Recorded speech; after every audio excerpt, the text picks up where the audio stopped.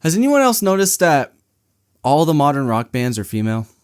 I mean, I don't know what it is, and I could be wrong. It's just kind of the vibe I've been picking up, because the car I've been driving recently to work doesn't have an aux port and it doesn't have Bluetooth, so I just have to listen to whatever's on the radio. And so much of what's on the radio nowadays is just garbage. And the stuff that people are listening to now is whatever. They just don't make them how they used to, you know. But there's this rock station that they had some good music rolling for a while. You know, they had some GNR, some Motley Crue, some other stuff, and I was listening to a couple of the songs, and next thing I know, this modern rock song comes on, and it's some female band, and I didn't think anything of it. I was like, oh, this is just the next song or whatever. I was passively listening. I wasn't really paying attention. Next thing I know, we're like 4 more songs in, and every single song was sung by a female band, and I'm just like, and apparently these are the modern bands. You know, I looked up some of these, and apparently these are the contemporary singers, the contemporary groups that are singing rock music now, and they all happen to be female. What's up with that? You know, people say that rock and roll represents, departure from moral norms. That rock and roll is kind of the music of rebellion. And I'm a little skeptical of the whole narrative surrounding that. You know, people like David Cloud would have you believe rock and roll is the reason our nation is where it is. I would very much disagree. But for sure, rock and roll played a big part in the rebellion of the boomers in the 60s. You know, the hippie culture, a lot of those classic rock songs, as talented as the musicians were geared for a new age, and really geared to the new age movement, where basic or fundamental realities about the American culture were shifting, and they were really being pushed in a opposite direction. Christian morality was being thrown out the window. But, you know, people say that rock and roll is the music of rebellion, and I think if it is so, that all the modern bands are female, all the modern rock bands, it's fitting because it seems like it's the women who are most in rebellion these days. You know, it's the women who are the feminists and the strong, you know, independent individuals who want to go do their own thing, and they vote overwhelmingly Democratic. You know, it's the women who seem to be pushing for, leftist policies and for progressivism. It's the men who seem, though not at a way much better pace, but still, it's the men who seem to be pushing to get back to a Christian morality. I don't know. I was just thinking about that the other day, listening to the radio, which again, I'm forced to do. It's unfortunate. I'd like to turn on my own music. You know, it should be illegal to manufacture cars without aux ports, but you know, it is what it is. Well, thanks for tuning in today. We got some stuff to cover and we'll get into it, but you're listening to or watching Stand Fast.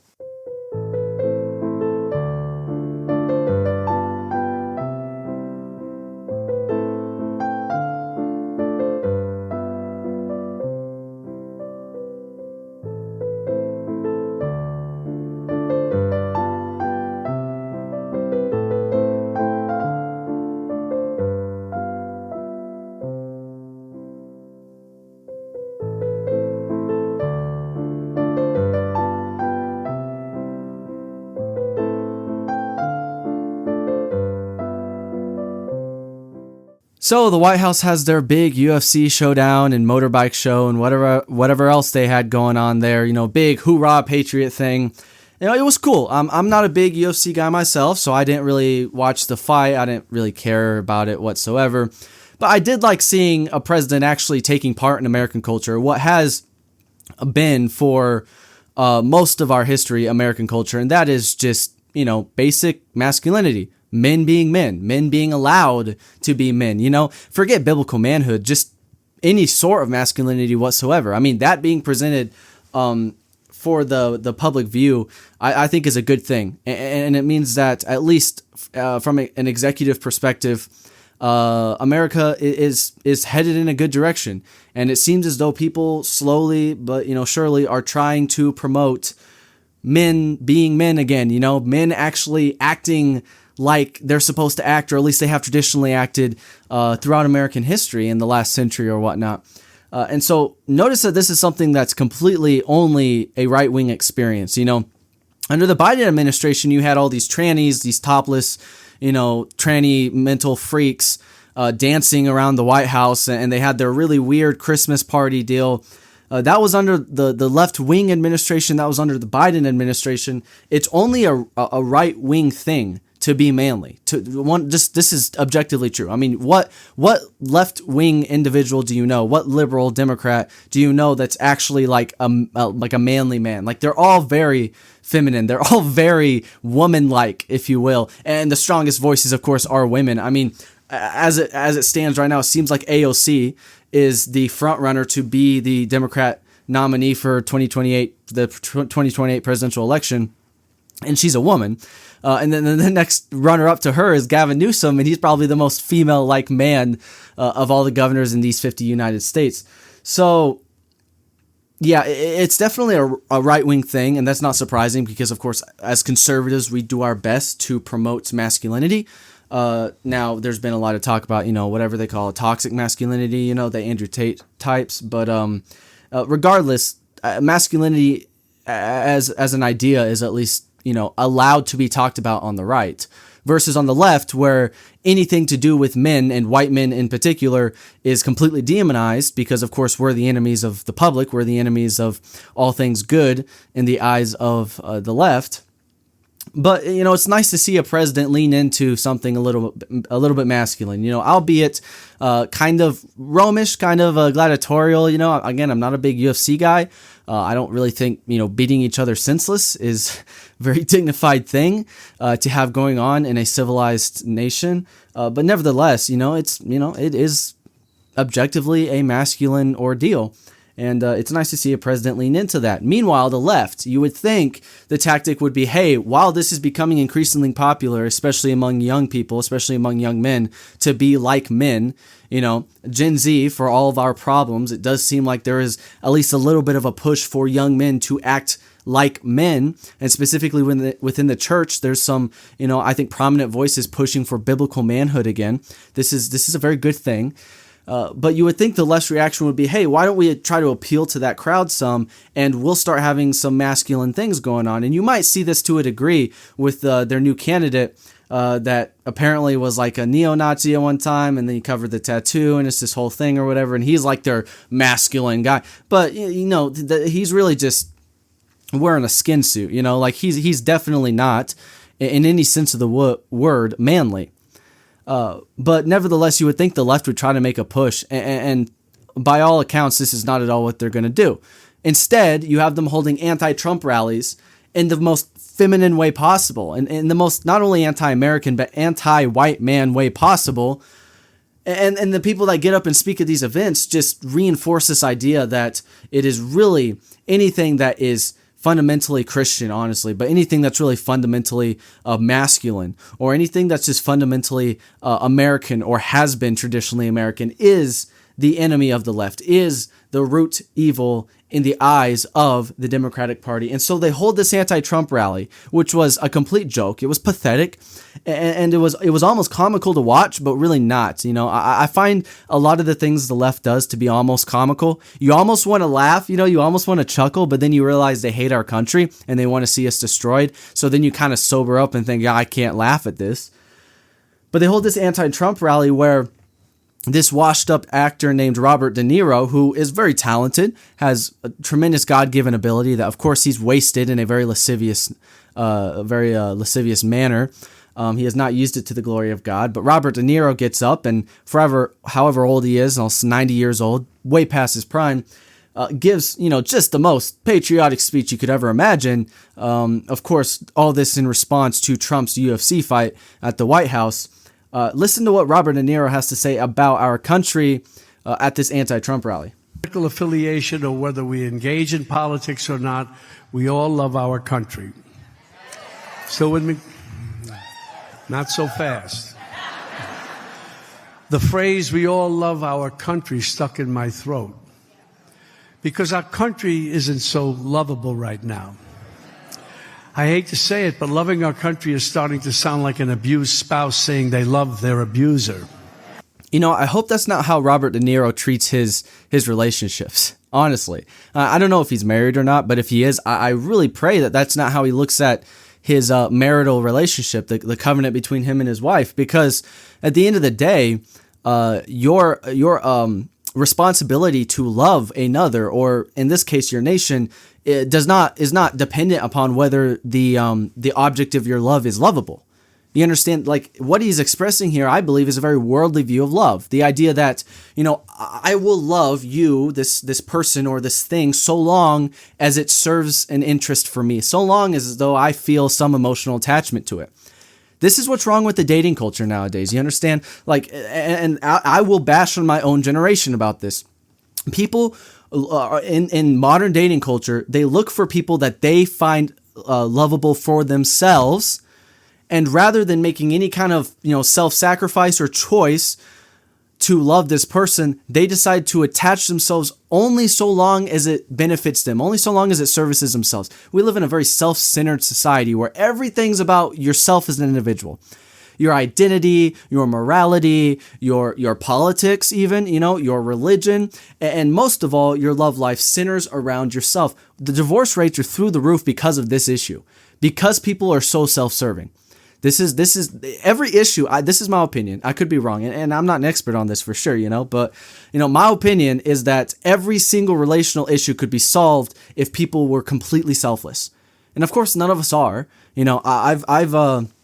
I've been dating now for over a year, and Lord willing, in the next year we'll be married. I plan on proposing soon. Keep that under wraps. She probably listens to this, and she knows anyway. But no, I love my girlfriend very much, and I'm definitely not like the model of selflessness in a relationship, but I definitely try to keep in mind that when it comes to my relationship with my girlfriend and who I, Lord willing, will be my future wife, that it at the end of the day, it doesn't really matter what I want in the relationship. I'm here to service her needs. I'm here to serve her. And especially when we get married as a husband, I will be commanded not to love my wife when she's lovable, not to love my life so long as she benefits me or services my selfish desires. No, I am going to be commanded to love my wife as Christ loved the church. That's a very significant command in the Bible. And people, especially people who are anti-complementary societal structure, people who think that men and women should be equal in role as well as value, who teach against, I think, the very clear biblical teaching that men and women are equal in value but not in their roles. Anyway, but the thing that people glance over so quickly is that men have a very big responsibility when it comes to their wives, that they are to love them as Christ loved the church. And surely that doesn't mean just love your wives when they're lovable, because the church has not been lovable. I mean, look at the American church today. You think Christ looks at the American church and thinks, wow, what a lovable group of people?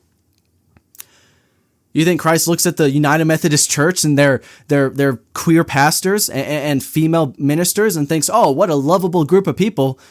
All the pro-abortion people out there preaching in pulpits, you really think that's lovable? Not at all. Not for the Lord at all. He thinks that's an abomination. He hates it and he wants it purged from his church.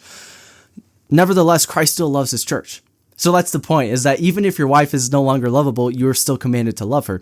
This is, I believe, the call for Christians within general, is that we love people regardless of whether or not we want to, regardless of whether or not we find them lovable.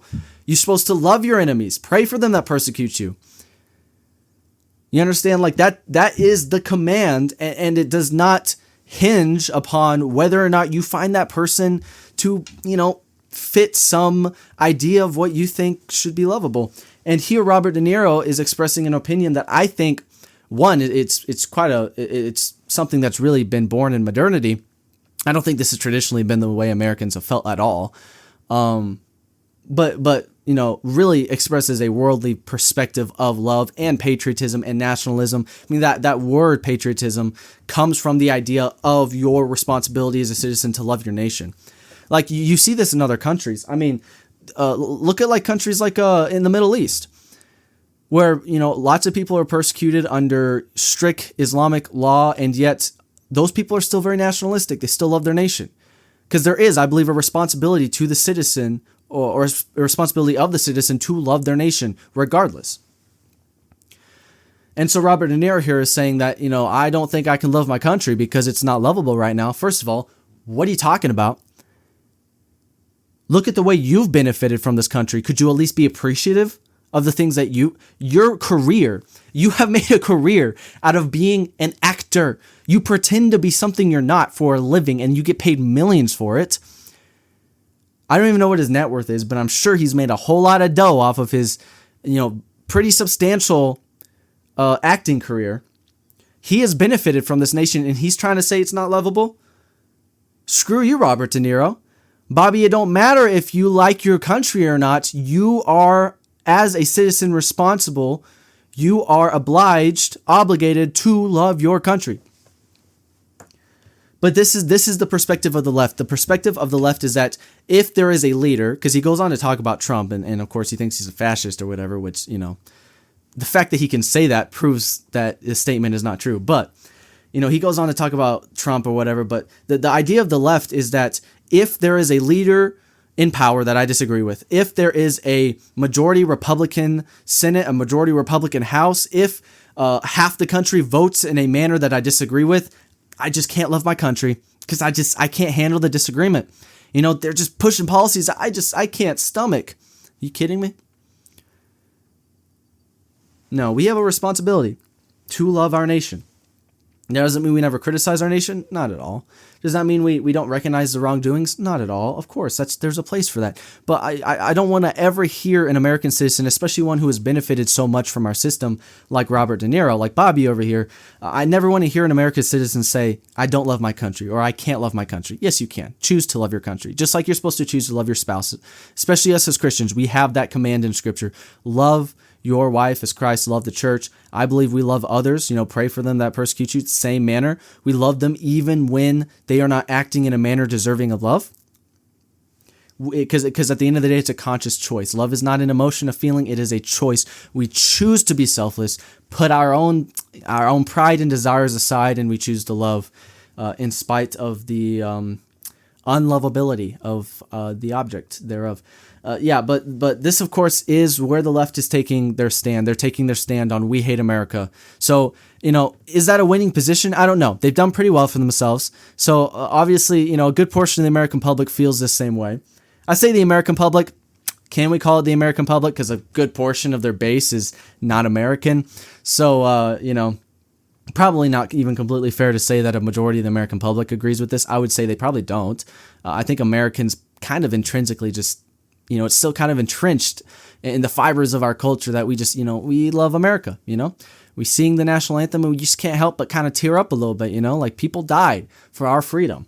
And we just happen to throw it away day after day. But so here we are with the left and their feminization versus the right's masculinity.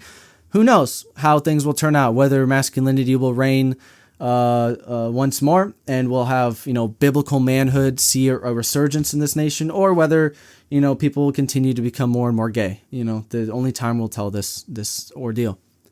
If you're from the great state of Kansas and you're tired of surging tax rates, woke education, and career politicians losing time and time again, this year, you have a chance to change that. It's election season in the Sunflower State, and the legendary Philip Sarnacki is running to be the next Kansas governor. The Kansas House has had a Republican supermajority since 1992, and the state Senate since 1916.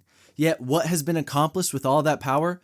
Absolutely nothing for the average Kansan. We carry the 13th highest tax burden in the country, and while 58% of our tax dollars go to education, our education system ranks 33rd in the nation and teacher pay 38th.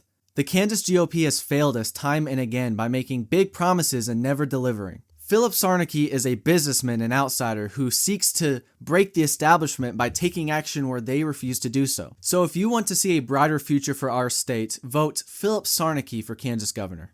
So apparently there's peace in the Middle East, as we've heard so many times before.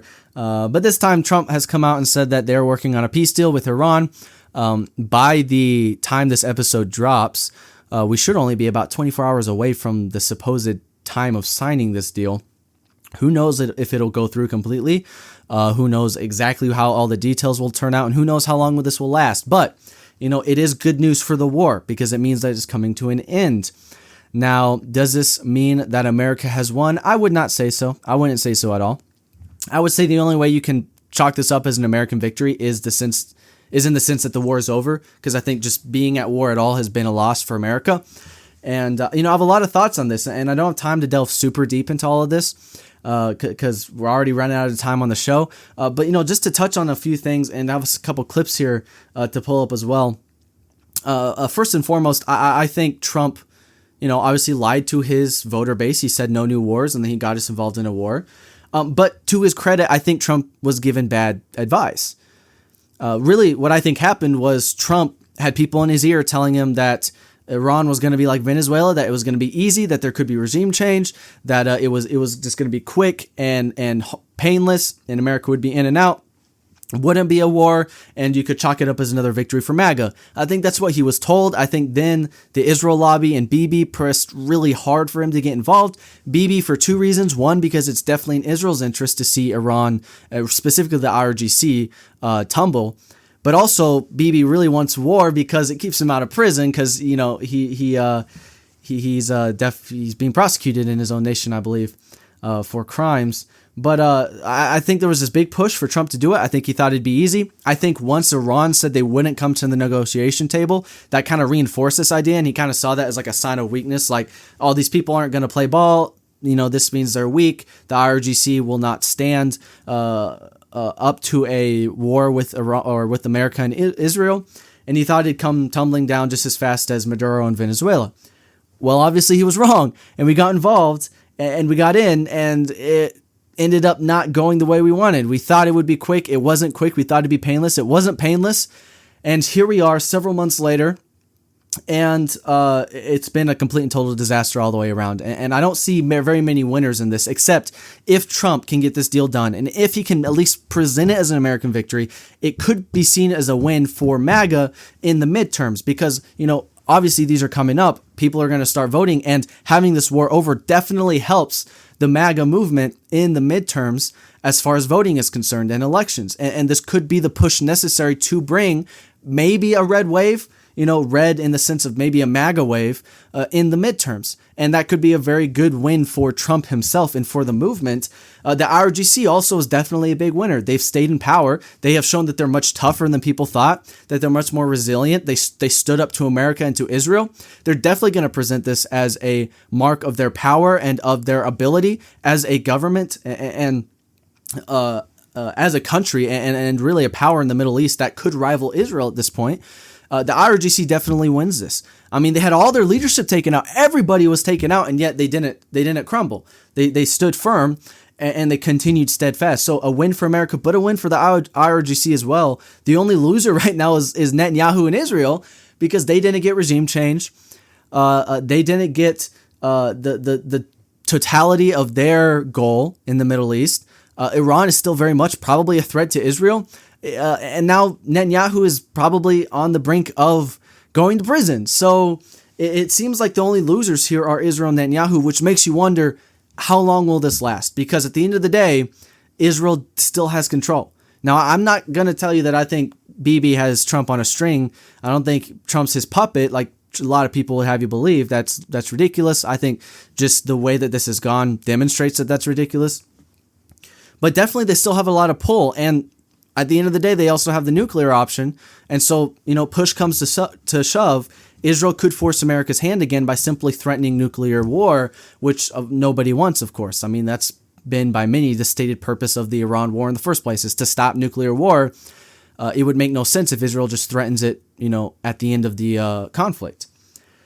So, winners, losers, it's kind of hard, and only time will tell, really, who comes out on which side. What I don't like, though, is the narratives being pushed by a lot of the MAGA people, by a lot of the rhinos, these warmongers, and also the formerly anti-Trump, then pro-Trump, and now probably again anti-Trump people who are really just warmongers and wanted us to get involved in a conflict in the Middle East. But there's a lot of people with these views, and definitely not helpful whatsoever, but yet they feel the need to express them. I don't even know who this guy is. Like John Morgan or something was on the PBD podcast, and just listen to this clip real fast, and I'll give you my thoughts. To do this, this whole thing is driven by nuclear holocaust from Iran. He could have kicked the can, but he didn't. Mm-hmm. He decided to do this. And when he did it, he knew what was going to happen. He knew that gas prices would go up. He knew affordability was the issue he got elected on. He knew that was the issue that would drive his poll numbers down. And guess what? His poll numbers have been driven down as a result of this. But here's where I think that Trump's going to be rewarded. When he said he doesn't care about the midterms, he does very much. That's why they're trying to change districts all over the country. When he says he doesn't care about inflation, he does. But it turns out that this guy would rather leave us, the world, not us, the world, in a safer position, because nuclear weapons in the hands of those maniacs is the most dangerous thing facing us and our children. And Israel's not happy about it because I don't know if the uranium's ever going to be taken, the dust or whatever they call it. But I think the secret message, and if I was Trump, if I was Susie Wiles and James Blair, what I'd be talking about is he's putting his own personal popularity over his present popularity for the rest of us. And a nuclear Iran is a danger to the world, the most dangerous in the whole world. So I have no idea what we're talking about here. You know, like Boomer's at it again. The glazing of Trump is endless. I mean, hop off, dude. Yeah, no. How in the world is Iran the biggest threat to America? We are not anywhere in striking distance. Maybe you could say our allies are. But again, the notion that we were sold this war as being a means of ending Iran's nuclear capability is a very hard premise to sell to the public, because in our view, and in my view specifically, I don't see any evidence to substantiate the claim that Iran was anywhere near becoming a nuclear power. In fact, I was also told, I believe, that we had already done this several months earlier when we bombed their nuclear facilities. I thought they were already crippled when it came to their nuclear capability. So you have to come up with a much better idea, a much better reason for going to war than the nuclear option. And to say that Iran's the biggest threat, really? You don't think China's a bigger threat? You don't think maybe the mass importing of foreigners into our nation is a bigger threat to our country? You don't think maybe the mass genocide of my generation going on within the borders of our country is a bigger threat to America? You really think it's Iran?